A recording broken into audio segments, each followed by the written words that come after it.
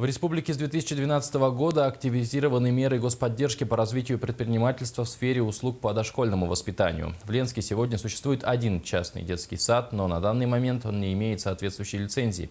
По какой причине, узнавала Светлана Балеева. Частный детский сад «Нинелька» был открыт в феврале этого года. Возраст принимаемых детей с 1 года до 3 лет. На сегодняшний день это единственный частный детский сад в районе. Его услугами желают воспользоваться многие родители. Но есть одно «но». Слишком высокая оплата. Стоимость одного дня пребывания ребенка обходится родителям в 900 рублей. Ежемесячная оплата составит порядка 20 тысяч рублей. Но сделать ее ниже, по словам директора детского сада, пока не представляется возможным, так как в эти 900 рублей заложено питание детей и выплата зарплаты персоналу.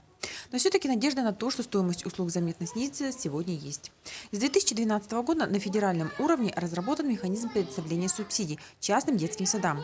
Обязательным условием станет только наличие необходимых лицензий, которых у Нинельки пока нет. Что мешает нам сейчас в данный момент получить лицензирование? Значит, это, естественно, старые предписания пожарной службы. Значит, мы должны оббить это здание гипсокартоном, то есть привести его в соответствие с нормам Санпина, так получается. Вот. В общем-то, все, это единственная проблема. Чтобы нам это сделать, нам нужны, конечно, субсидирования.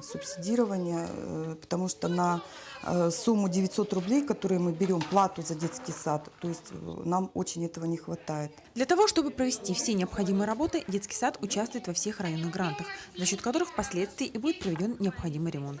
На сегодняшний день мы подали документы на грант в размере 300 тысяч рублей, который вот покроет хотя бы минимальные расходы, которые уже сделаны на ремонт. Игрушки мы закупили новые, то, что вот в наших силах, детскую посуду закупили, постельное белье, и так далее. Еще очень много того, что нам нужно будет приобрести. Новую мебель детскую, потому что это мебель, которая у нас сейчас не совсем соответствует требованиям детских дошкольных учреждений.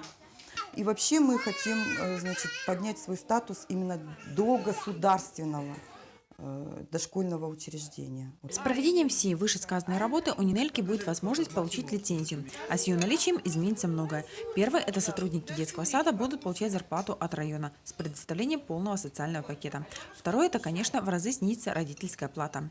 Кроме этого, правительством предусматривается внедрить механизмы субсидирования затрат и самим предпринимателям, предоставляющим услуги по уходу и присмотру за детьми. Все перечисленные меры государственной поддержки должны послужить стимулом для развития и создания новых частных детских садов. Светлана Балеева, Денис Семенов, НВК СХ, Ленск.